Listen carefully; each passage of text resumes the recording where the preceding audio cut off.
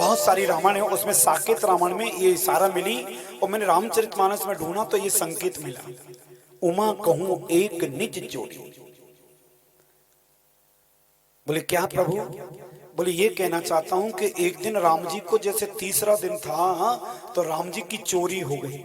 लोग नाचने में लगे, गाने में लगे, लेकिन पालने में केवल 3 तो दिख रहे हैं, लेकिन चौथा नहीं है। तीसरे दिन उमा कहूं एक निज चोरी। कैसे प्रभु, कहां से चोरी हो गई, क्या हो गया? उन्होंने पुरानी एक कथा बताई। एक बार क्या हुआ था, दशरथ जी को इंद्र कभी कभी अपने यहां लोक में बुलाया करता था। दशरथ जी का बड़ा सम्मान था। एक दिन देवताओं के अंदर आपस में बहस हो गई। बृहस्पति कहते नहीं ये प्रमाण सही है, बुद्ध कहते नहीं ये प्रमाण सही है, वरुण कहते नहीं ये प्रमाण सही है। आखिर इंद्र ने कहा और शनि देवता कहते नहीं ये प्रमाण ठीक है। किसी बात को लेकर के चर्चा छिड़ गई। इंद्र ने कहा देखो, जब हम लोगों की बातें फंसती हैं तो दशरथ जी आकर निर्णय कर देते हैं, हम दशरथ जी को बुला लेते हैं। दशरथ जी को बुलाए, दशरथ जी आए, उन्होंने निर्णय किया। उन्होंने जो संतोष पूर्वक जवाब दिया उसमें बुद्ध बाबा को, बुद्ध जो थे उनको कह दिया, बोले इनका जवाब ठीक है। अब तो सारे लोग नाराज हो गए। शनि देवता तो इतने क्रोधी व्यक्ति हैं, इतने क्रोधित होकर के खड़े हो गए, दशरथ क्या समझता अपने आप को? पृथ्वी का एक जीव आकर के हम लोगों के बीच में तू बता रहा है मैं झूठ बोल रहा हूं?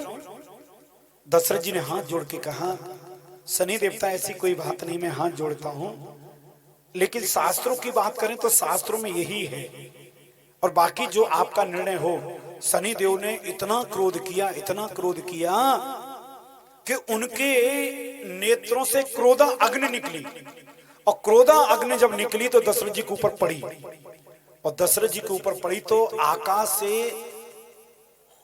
स्वर्ग से दशरथ जी जमीन पर, पृथ्वी पर गिरने लगे, जोर से गिरने लगे। मंदराचल पर्वत पर विराजमान थे जटायु। वो आंख बंद करके ऊपर देख रहे थे। उन्होंने जैसी आंख को खोला तो किसी व्यक्ति के तेज से आने को देखा। उन्होंने कहा पता नहीं कौन सा देवता गिरा। वो दौड़ करके झपट्टा मार के गए। उन्होंने गौर से देखा कि दशरथ जी हैं, तो जटायु ने अपने पंखों के पीछे धीरे से उनको लेटा लिया और आराम से जमीन पर उतार दिया। दशरथ जी आके विराजमान हो गए। थोड़ी देर में उनके मुंह में जल डाला, और जल डालने के बाद होश आया। उस समय दशरथ जी का विवाह नहीं हुआ था। जब जल डाला, होश आया, तो उन्होंने कहा कि मैं कहां हूं? बोले तुम मंदराचल पर्वत पर हो। उन्होंने कहा बोले तुम ऊपर से गिर रहे। तो उन्हें सारी कथा याद आई कि शनि देवता ने मुझे क्रोधा अग्नि से जलाया था, जो मैं नीचे गिर पड़ा, और ऊपर से नीचे गिरता तो तरबूजे जैसा फट जाता। लेकिन जटायु, आपने मेरे प्राणों की रक्षा की है, तुम जो इच्छा सो पर मांग लो, जो इच्छा।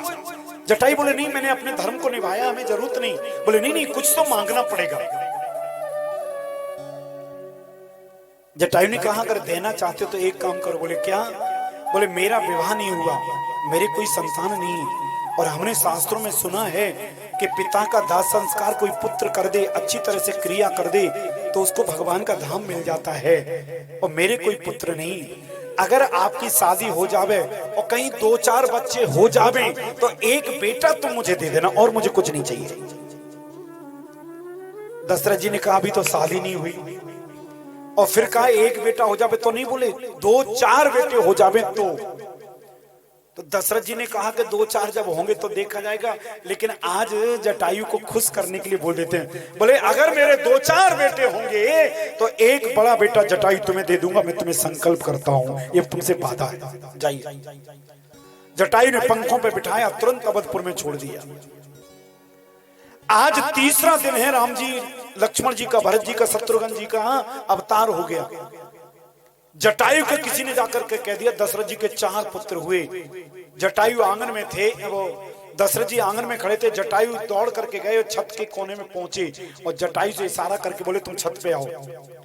जटायु ने बुलाया।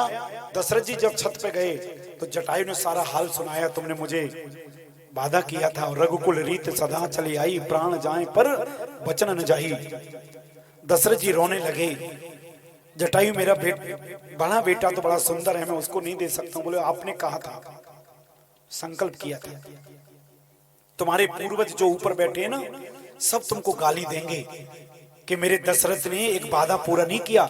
रघु जी की नीति है प्राण चले जाएं लेकिन वादा जरूर निभाना। इतना बातों में फंसाए, आकर दशरथ जी मान गए कि ठीक है। उन्होंने कहा अभी तो 3 दिन के हमने गोदी में नहीं लिया और 2-4 महीना रखेंगे तो इतना प्रेम बढ़ जाएगा, फिर छोड़ने की इच्छा नहीं होगी। उन्होंने कहा ये मामला यही निपटा दो।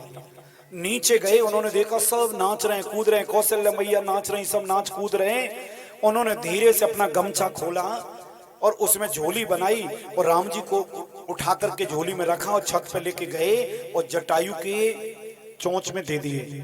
जटायु ने झोली चोंच में ली और उड़ करके मंदराचल पर्वत चले गए। दशरथ जी वहीं बैठे बैठे रोते रहे। जटायु ने जैसे ही झोली को रखा, राम जी उठ के बैठ गए। उन्होंने कहा खिलौने ले आओ। दौड़ के गए, खिलौने लेकर के आए। उन्होंने कहा एक गिलास लाओ, गिलास लाए। उन्होंने कहा एक हाथी लाओ, जटायु हाथी ले आए। उन्होंने कहा ये हाथी को गिलास में अंदर बंद करो। जटायु बोले ऐसा तो हो ही नहीं सकता। बोले करना पड़ेगा, तुम्हारा बेटा हूं, मांगूंगा। ये मान लो ये बात जटायु लेकर के गए थे राम जी को सुबह 10 बजे और शाम के 4 बजे तक राम जी ने इतना दौड़ाया कि शाम तक फंसू कर छोड़ गए। और शाम के वक्त रोना प्रारंभ किया राम जी ने।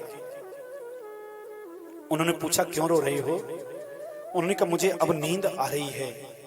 उन्होंने पत्तों का बिस्तर लगाया कि लेट जाइए। उन्होंने कहा नहीं, बेटे को नींद मां की गोदी में ही आती है, बिना मां की गोदी में नींद आ नहीं सकती। जटायु बोले अब मां किसकी मांग के लाऊं?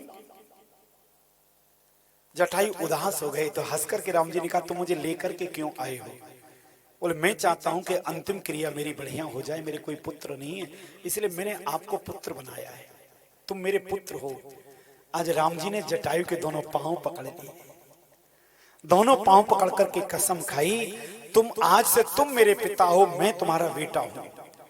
अभी मैं छोटा हूं, पल नहीं पाऊंगा, आप मुझे अवधपुर छोड़ दो और तुमसे वादा है अवधपुर में भले ही मेरे पिता दशरथ जी मरे रखे रहेंगे, उनका दाह संस्कार नहीं करूंगा, लेकिन तुम्हारा दाह संस्कार आके कर दूंगा, ये मैं तुमसे वादा करता हूं। मैं दशरथ जी का दाह संस्कार नहीं करूंगा, लेकिन तुम्हारा कर दूंगा। जटायु ने कहा बैठो ना। तुरंत झोली में बिठाया और झोली में बिठा करके तुरंत लेकर के गए। दशरथ जी बैठे रो रहे थे। जटायु ने कहा लो झोली ले लो। बोले वापिस क्यों देने आए? जटायु कहने लगे हमारे बाप बेटा की बात हो गई, अब तुम अपना काम करो। हम दोनों की बात हो गई है। तुरंत राम जी को दिया है। राम जी को जाके पलने में लेटाए। दशरथ जी हाथ जोड़ करके उस परम पिता को धन्यवाद देने लगे, प्रभु आपने मेरी लाज को रख लिया।